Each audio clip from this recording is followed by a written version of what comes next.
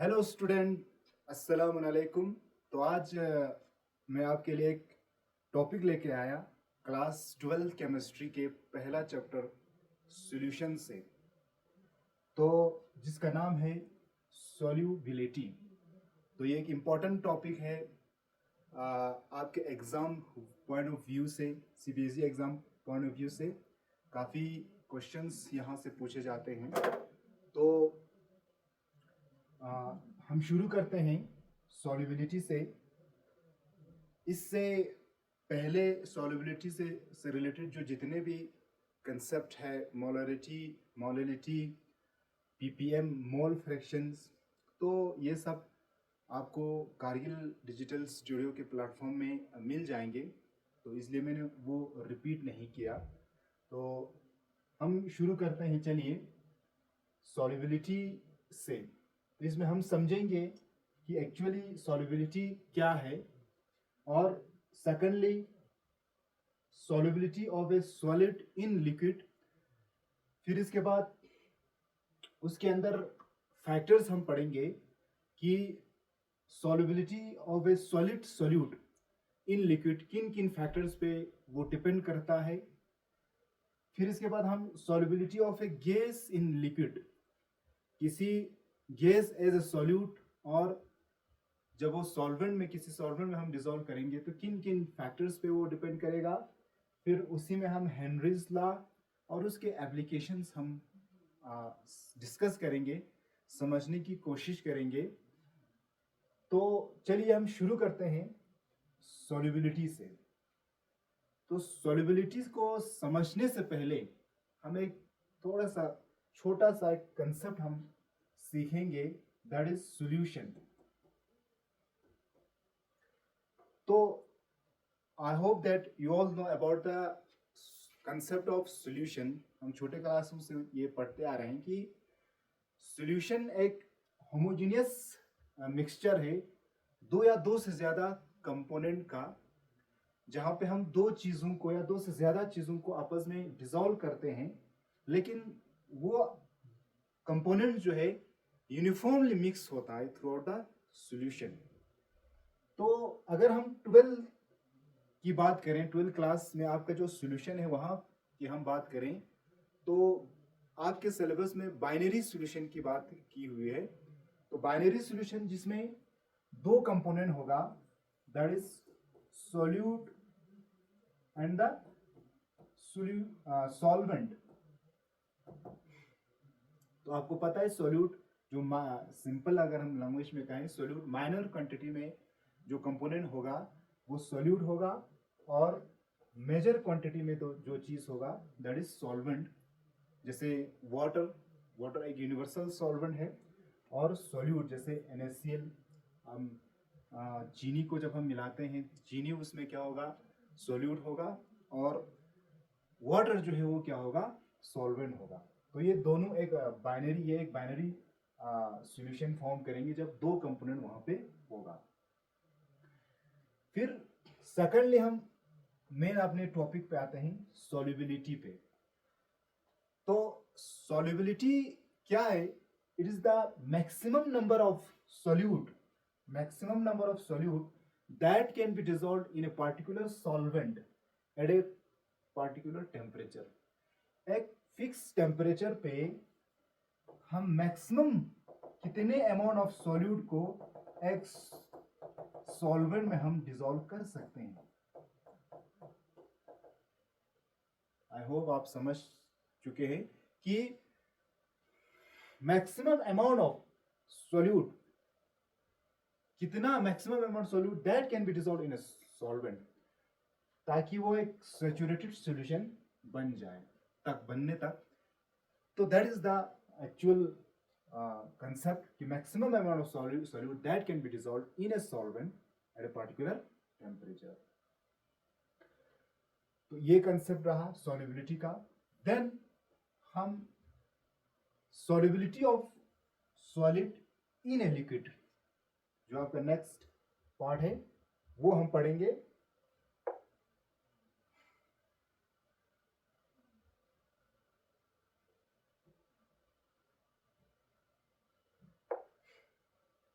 तो देखो बेटा, solubility of solid in a liquid मतलब सॉल्यूट क्या हो, सॉलिड हो, और सॉल्वेंट जो है वो अगर लिक्विड हो, यानी हम ये इस तरह से भी कह सकते हैं solubility of a solute in liquid या solubility of solid in liquid. तो देखो बेटा कि हर जो सॉल्यूट है किसी भी सॉल्वेंट में वो डिसॉल्व नहीं होगा, यानी कोई भी चीज हमने उठाया एज ए सॉल्यूट और किसी भी चीज में सॉल्वेंट में हमने उसको डिसॉल्व करने की कोशिश किया तो वो हर जगह ऐसा नहीं होने वाला है। जैसे आपका एक, जैसे फॉर एग्जांपल अगर मैं NaCl लेता हूं तो वो उसको मैं किसी बेंजीन में हम डिसॉल्व करेंगे तो वो नहीं होगा, या कार्बन टेट्राक्लोराइड है या एंथ्रासीन है उसको मैं या पेट्रोल हम की बात हम करते हैं उसको हम पानी में डिसॉल्व करेंगे तो वो नहीं होगा। तो वहां पे हमारे पास अब जाके हमारे पास क्या आता है, फैक्टर्स आते हैं कि किन किन फैक्टर्स पे वो डिपेंड करेगा। तो यहाँ पे पहली बात नेचर पे डिपेंड करेगा, नेचर पे डिपेंड करेगा कि आपका एक कंसेप्ट है कि लाइक डिसॉल्व लाइक, कि पोलर जो है वो पोलर में डिसॉल्व होगा, नॉन पोलर जो है वो नॉन पोलर में डिसॉल्व होगा। जैसे आपका NaCl जो है, सॉल्ट जो है, सॉल्ट जो है पानी में डिसॉल्व होता है, और जो आपका कार्बन टेट्राक्लोराइड जो है वो बेंजीन में जो है वो अच्छी तरह से डिसॉल्व होगा, या बेंजीन जो है वो एंथ्रासीन में डिसॉल्व होगा।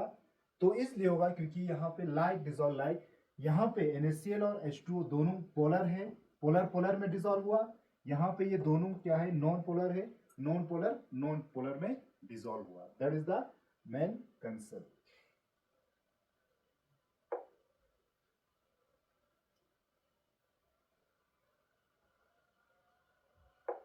ठीक है बेटा।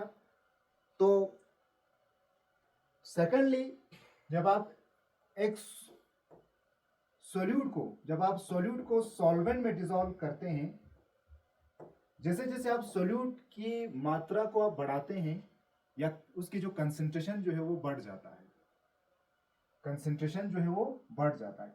तो ये जो सॉल्यूट को जब आपने सॉल्वेंट में मिक्स किया तो सॉल्यूशन बना, इसी को हम डिसोल्यूशन बोलेंगे, इसी को हम क्या बोलेंगे, डिसोल्यूशन बोलेंगे। तो जब सेकेंडली जब सॉल्यूट की कंसंट्रेशन जो है वो बढ़ जाता है तो वहां पे सॉल्यूट और सॉल्यूट के बीच में कोलिजन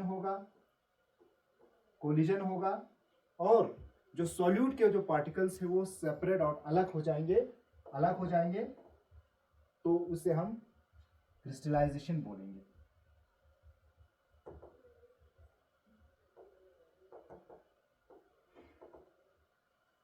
जब सॉल्यूट सॉल्वेंट में मिल जाएंगे दैट इज डिसोल्यूशन, सॉल्यूशन बनेंगे। अब उसी सॉल्यूशन में जो सॉलिड पार्टिकल्स की कंसंट्रेशन बढ़ाएंगे तो वहां पे कोलिजन होगा, जिसकी वजह से जो सॉल्यूट पार्टिकल्स है वो सेपरेट आउट हो जाएंगे, अलग हो जाएंगे। वहां पे आपका आता है क्रिस्टलाइजेशन का फिनोमिना। लेकिन एक टाइम ऐसा आता है जब सॉल्यूट और सॉल्वेंट की जब आप जो मात्रा, जितना सॉल्यूट जो है वो यानी सेपरेट आउट होंगे, उतना सॉल्यूट अगर डिसॉल्व होंगे, मींस डिसोल्यूशन और क्रिस्टलाइजेशन के बीच में वहां पे एक बराबरी आता है, दैट इज वहां पे इक्विलिब्रियम आता है, दैट इज इनको हम डायनेमिक इक्विलिब्रियम बोलते हैं। क्योंकि डायनेमिक इक्विलिब्रियम इसलिए क्योंकि अगर 100 मोल्स ऑफ अगर सॉल्यूट जो है वो डिसॉल्व हुआ तो उतना ही 100 मोल्स ऑफ जो सॉल्यूट है वो सेपरेट आउट हो रहा है, तो वहां पे इक्विलिब्रियम एग्जिस्ट करता है, that is dynamic equilibrium. Okay, फिर एक और कंसेप्ट यहाँ पे आपको पता होगा कि हर सॉल्वेंट का अपना एक कैपेसिटी होता है कि कितने सॉल्यूट को वो अमाउंट ऑफ सॉल्यूट को अपने अंदर डिसॉल्व कर सकता है। तो जब हम किसी भी कंटेनर में जिसमें हमने वाटर रखा है तो हम क्या करेंगे, इसमें NaCl डिसॉल्व करेंगे। एक टाइम ऐसा आता है कि वो फर्दर वहाँ पे NaCl डिसॉल्व नहीं होगा, यानी वो उस सॉल्वेंट की कैपेसिटी है कि वो 10 ग्राम ही जो है वो क्या करेंगे, या फॉर एग्जांपल सॉल्ट को डिसॉल्व कर पाएंगे। तो फर्दर जब आप वो डिसॉल्व नहीं कर पाएंगे तो उस सॉल्यूशन को जहाँ पे no more amount of solute that can not be dissolve, उस सॉल्यूशन को हम सैचुरेटेड सॉल्यूशन बोलते हैं। उसको हम क्या बोलते हैं, सैचुरेटेड सॉल्यूशन बोलते हैं।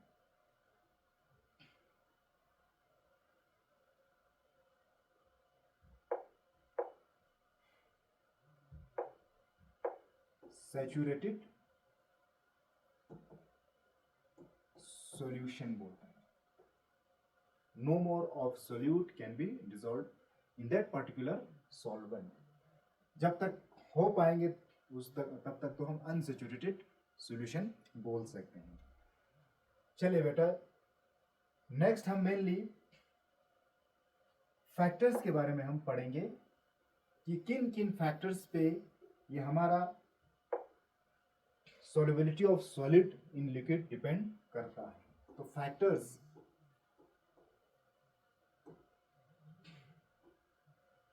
तो सबसे पहला फैक्टर हमारा टेम्परेचर हम पढ़ेंगे।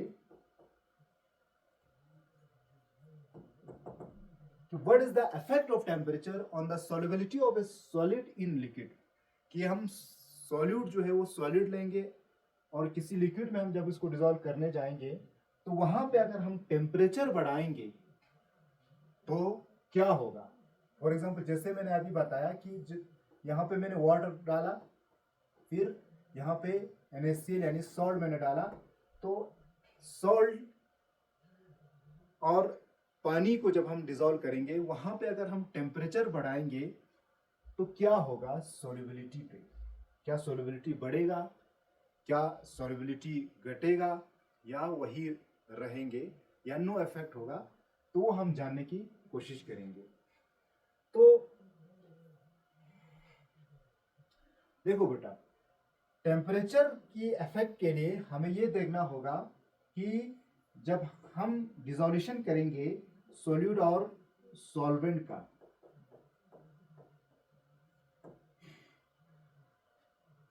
सॉल्यूट और सॉल्वेंट की जो डिसोल्यूशन है वो क्या है, वो जो प्रोसेस एक्सोथर्मिक है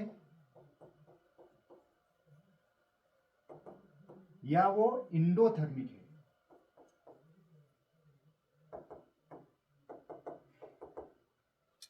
वो एक्सोथर्मिक है या वो इंडोथर्मिक है।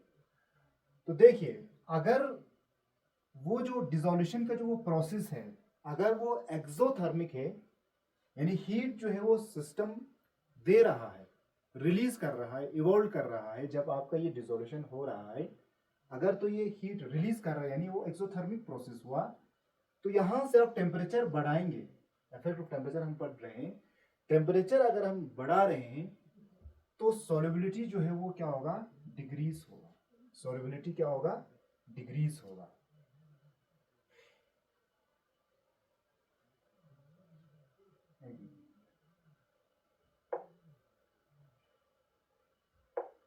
If exothermic solubility will decrease, ये आप याद रखेंगे।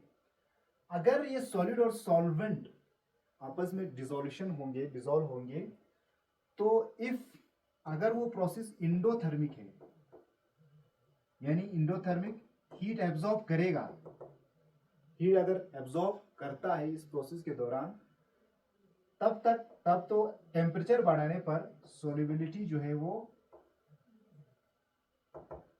इंक्रीज होगा। सॉल्युबिलिटी जो है वो इंक्रीज होगा। तो इफेक्ट ऑफ टेम्परेचर आपने समझा कि किसी भी सॉलिड सॉल्यूट को जब हम पानी में या लिक्विड सॉल्वेंट में डिसॉल्व करने की कोशिश करेंगे, वहां पे अब अगर हम टेम्परेचर को बढ़ाएंगे तो उस वक्त हमें दो चीजों का ध्यान रखना है कि वो डिसोल्यूशन प्रोसेस जो है वो एक्सोथर्मिक है या इंडोथर्मिक है। अगर तो ये एक्सोथर्मिक है तो टेम्परेचर के बढ़ाने से सॉल्युबिलिटी जो है वो कम हो जाएगा। अगर तो ये इंडोथर्मिक है तब जो है आपका सॉल्युबिलिटी जो है वो इंक्रीज होगा ऑन इंक्रीजिंग द टेम्परेचर के बढ़ाने से। ओके बेटा। देन प्रेशर का क्या इफेक्ट है कि solubility of solid solute on the liquid, pressure का क्या इफेक्ट है वो हम देखेंगे।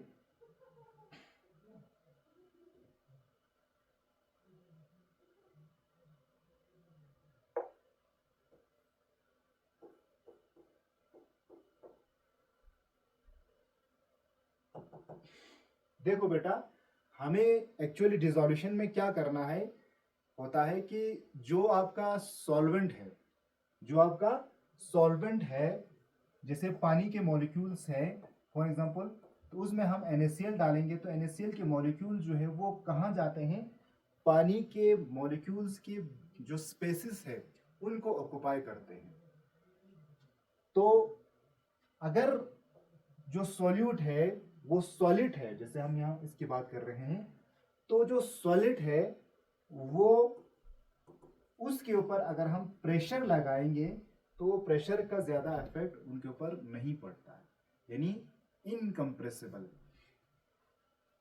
तो यहां पे भी यही है कि जब आप एक सॉलिड सॉल्यूट को किसी सॉल्वेंट में, लिक्विड सॉल्वेंट में डिसॉल्व करने की कोशिश करेंगे तो उस सॉलिड सॉल्यूट पे जो कि एक सॉलिड है उसके कारण वहां पे प्रेशर जो है वो उसके ऊपर इतना हाईली, यानी कंप्रेस ऑलरेडी है, वो फर्दर आप इतना कंप्रेस नहीं कर सकते, तो उसके ऊपर कोई फर्क नहीं पड़ता सॉल्युबिलिटी पे।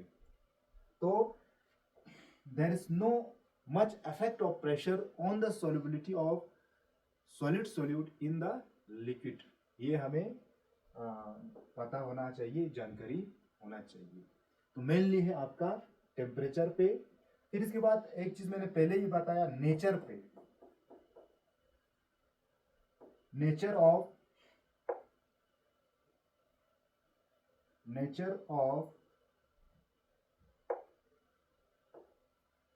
Solute solvent, nature of the solute and the solvent. तो वो मैंने पहले ही बताया कि देखिए, अगर आपका सॉल्यूट और सॉल्वेंट दोनों अगर पोलर है, if both the solute and the solvent are polar, वो डिसॉल्व होगा, जैसे NaCl इन वाटर। अगर both the solute and the solvent are non polar, तब भी डिसॉल्व होगा, क्योंकि दोनों का नेचर जो है वो सेम है। लाइक डिसॉल्व लाइक का मैंने पहले ही आपको बता दिया। तो ये एग्जांपल है, example of NaCl plus water. फिर इसके बाद आपका यहाँ पे आपका CCl4 और बेंजीन, ये आपस में डिसॉल्व होगा। ओके बेटा, तो 3 फैक्टर्स है solubility of A solid in liquid का। 3 कारण हमने जाना। सबसे पहले थोड़ा सा हम रिवाइज करेंगे। तो सबसे पहले हमने क्या समझा कि सॉल्युबिलिटी दैट इज कि कितना मैक्सिमम अमाउंट, कितना अमाउंट ऑफ सॉल्यूट एक पर्टिकुलर सॉल्वेंट में हम डिसॉल्व कर सकते हैं एट ए पर्टिकुलर टेम्परेचर, ये आपने जाना। फिर इसके बाद पहला हमने सॉल्युबिलिटी में देखा कि ये जो आपका सॉलिड जो सॉल्यूट है वो अगर हम किसी लिक्विड में डिसॉल्व करेंगे तो किन किन फैक्टर्स पे, किन किन कारण पे वो डिपेंड करता है। वहां पे 3 फैक्टर्स आपका आता है। सबसे पहला हमने टेम्परेचर, प्रेशर और नेचर। मेनली टेम्परेचर का है, तो टेम्परेचर का क्या फैक्टर है, क्या रीजन रहता है या क्या असर रहता है, अगर हम उसकी बात करें तो हमने क्या कहा कि टेम्परेचर का अगर आप इफेक्ट लिखने जाओगे तो आपको ये जानना है कि वो जो डिसोल्यूशन प्रोसेस है, यानी सॉलिड और सॉल्वेंट को आपने मिलाया, तो वो क्या है, वो प्रोसेस एक्सोथर्मिक है या इंडोथर्मिक है। अगर तो ये एक्सोथर्मिक है तब तो टेम्परेचर के बढ़ाने से वो जो सॉल्युबिलिटी है वो डिक्रीज होगा, ये एक पॉइंट। फिर अगर वो इंडोथर्मिक है तब तो वो डिक्रीज होगा, ये हमने इंडोथर्मिक है तो सॉरी सॉल्युबिलिटी इंक्रीज होगा, ये हमने जाना। फिर प्रेशर का इतना इफेक्ट नहीं होता है सॉलिड सॉल्यूट पे। ओके, फिर नेचर का हमने पढ़ा। These are all about the solubility factors on the solubility of solid in liquid. Solid in liquid.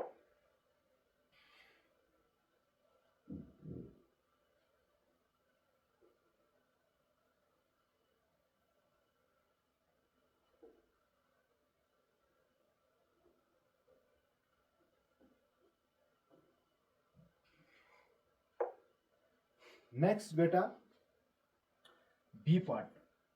Solubility of a gas in liquid. Solubility of a gas in liquid. तो इसमें कि हमारा जो solvent है वो लिक्विड है और हमें क्या करना है, गैस के मॉलिक्यूल को, गैस के सॉल्यूट को, अगर गैस हमारा सॉल्यूट हो तो वो अगर किसी सॉल्वेंट में डिसॉल्व होगा तो वहां पे किन किन फैक्टर्स पे डिपेंड करेंगे। जैसे हमें क्या करना है, जैसे वाटर में O2 को हमें या N2 को, उनको हमें अगर डिसॉल्व करना है तो वहां पे किन किन फैक्टर्स पे वो डिपेंड करेगा कि टेम्परेचर बढ़ाने से क्या होगा, उस सोल्युबिलिटी ऑफ गैस पे का प्रेशर बढ़ाने से क्या होगा, वो हमें देखना है। तो उसके लिए solubility of gas in a liquid, उसके लिए हेनरी ने अपना लॉ दिया सबसे पहले, तो वो है हमारा हेनरीज लॉ के नाम से, आपके एनसीईआरटी में अच्छी तरह से दिया हुआ है।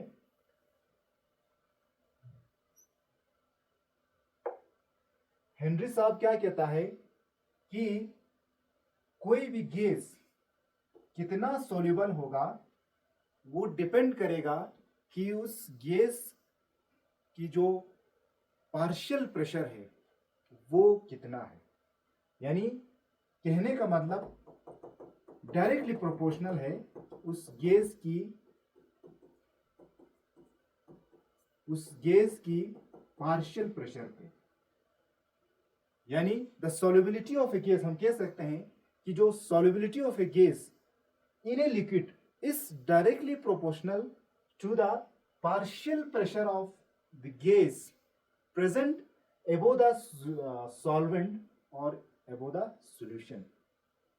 ऑलरेडी सॉल्यूशन अगर बना होगा तो उसके ऊपर और गैस होगा तो सॉल्यूशन को कह सकते हैं, या अगर नहीं बना होगा तो गैस वहां पे मौजूद होंगे, तो उसमें से जिस गैस का पार्शियल प्रेशर ज्यादा है वो गैस उस लिक्विड में ज्यादा सोल्यूबल होगा। मतलब मसलन ए है, बी है, 3 गैस है हमारे पास, O2 हो सकता है, N2 हो सकता है, हीलियम हो सकता है। तो जिस गैस का प्रेशर ज्यादा होगा वो गैस, उस गैस के मॉलिक्यूल्स अच्छी तरह से या ज्यादा पैमाने पे वो ज्यादा डिसॉल्व होगा उस लिक्विड में।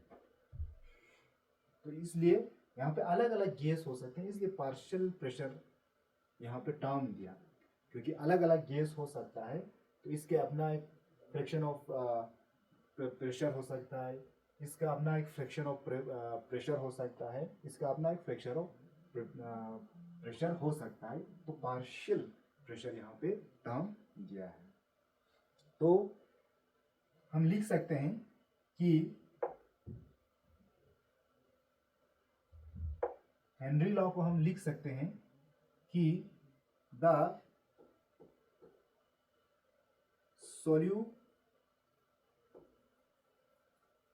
solubility of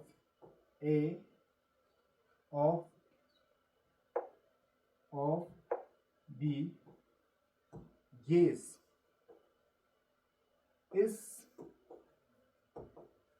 directly proportional to the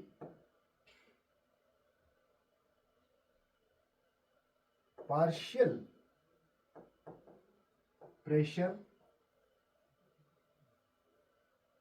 of the gas present above the solvent or solution.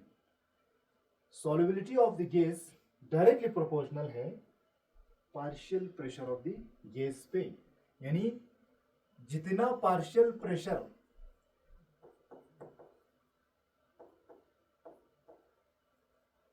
ज्यादा होगा उतना सॉल्युबिलिटी जो है वो ज्यादा होगा उस गैस की। जिस गैस का पार्शियल प्रेशर ज्यादा होगा वो गैस ज्यादा आपका सोल्यूबल होगा। ये हेनरीज लॉ का कहना है। Secondly,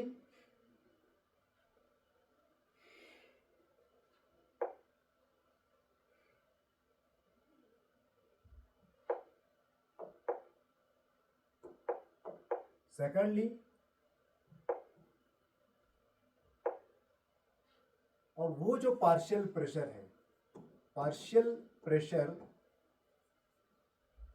is directly proportional to the mole fraction of the gas. Sorry for the handwriting. मैं कोशिश कर रहा हूं अच्छी तरह से लिखने की। तो जितना मोल फ्रैक्शन ज्यादा होगा किसी भी गैस का, उसका पार्शियल प्रेशर जो है वो ज्यादा होगा। तो इस तरह से भी हम कह सकते हैं कि mole fraction of the solution is directly proportional to the partial pressure of the gas, ये भी कह सकते हैं। तो यहां से हम एक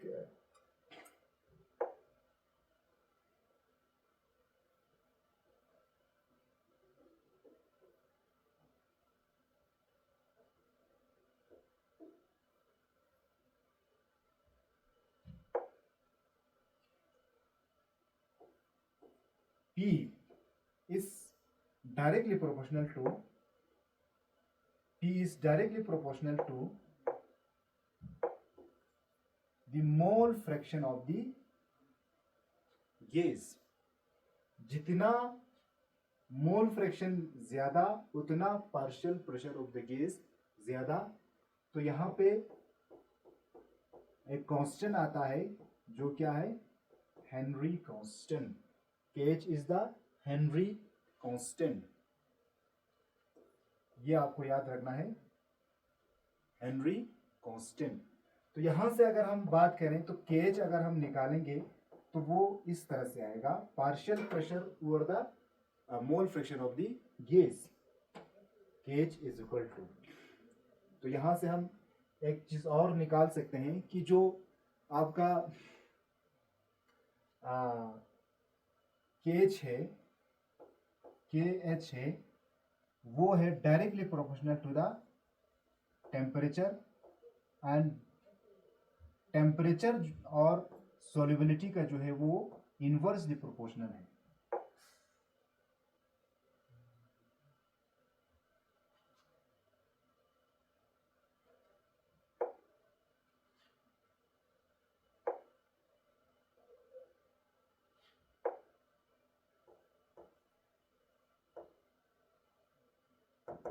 ये आप देख सकते हैं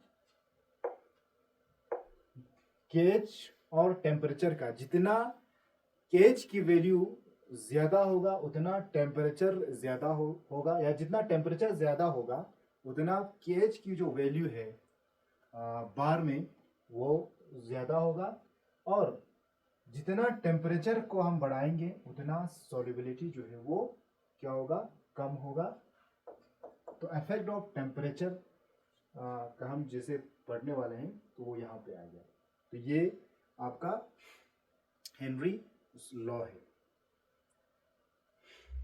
तो दो चीज हमने यहां से क्या पढ़ा, जितना मोल फ्रैक्शन ज़्यादा होगा उतना पार्शियल प्रेशर ज़्यादा होगा, और जितना आपका पार्शियल प्रेशर ज़्यादा होगा उतना आपका सॉल्युबिलिटी ज़्यादा होगा। तो ये टर्म यहाँ पे है। तो यहाँ पे देखिए आप केज और मोल फ्रैक्शन का इन्वर्सली प्रोपोर्शनल फैक्टर है, तो यहाँ पे ये चीज़ आपको निकल के आता है।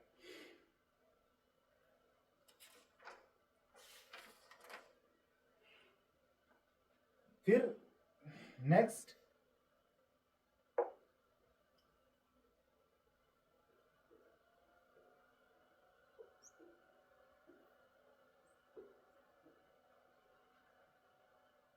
यहाँ पे टेम्परेचर का, प्रेशर का हमने अभी तक पढ़ा, टेम्परेचर का भी हमने यहां से देखा कि जैसे जैसे टेम्परेचर बढ़ाएंगे सॉल्युबिलिटी जो है वो क्या होगा, इनवर्सली प्रोपोर्शनल। प्रेशर जितना बढ़ाएंगे उतना ज्यादा सॉल्युबिलिटी, प्रेशर का तो हमने देख लिया। फिर टेम्परेचर जितना बढ़ाएंगे सॉल्युबिलिटी उतना ही कम होगा। जितना टेम्परेचर आप बढ़ाएंगे उतना सॉल्युबिलिटी कम होगा। इसलिए जो एक्वेटिक लाइफ है, फिश वगैरह पानी में जो रहने वाले, तो वो कोल्ड वाटर में ज़्यादा कंफर्टेबल है as compare to warm water या हॉट वाटर में। क्योंकि पानी का जब टेम्परेचर बढ़ेंगे तो वहाँ पे जो ऑक्सीजन है, हमें पता है कि जो एक्वेटिक लाइफ है या फिश वगैरह है, वो अपने बॉडी के अंदर डिजॉल्व ऑक्सीजन को वो क्या करते हैं, लेते हैं, इनहेल करते हैं। तो उन्हें उसको क्या चाहिए, उनको पानी में जो ऑक्सीजन है वो अच्छी तरह से डिजॉल्व होना चाहिए, और वो जो ऑक्सीजन जो गैस है वो यानी कम टेम्परेचर पे, जितना टेम्परेचर कम होगा वो अच्छी तरह से डिजॉल्व होता है। वो हमने अभी पढ़ा, जितना कम टेम्परेचर होगा पानी का उतना ऑक्सीजन अच्छी तरह से वहाँ पे डिजॉल्व होगा, और वो उसको डिजॉल्व ऑक्सीजन जो है वो एक्वेटिक लाइफ या फिश को आसानी से मिल जाएंगे। तो they are more comfortable, aquatic life are more comfortable in the cold water than in the warm water, क्योंकि वो यहाँ से हमने देखा, क्योंकि सॉल्युबिलिटी जो है गैस की वो टेम्परेचर के बढ़ाने से वो कम हो रहा है। ओके बेटा, तो टेम्परेचर और प्रेशर का यहाँ पे हमने ये इसमें ये देखा, ठीक।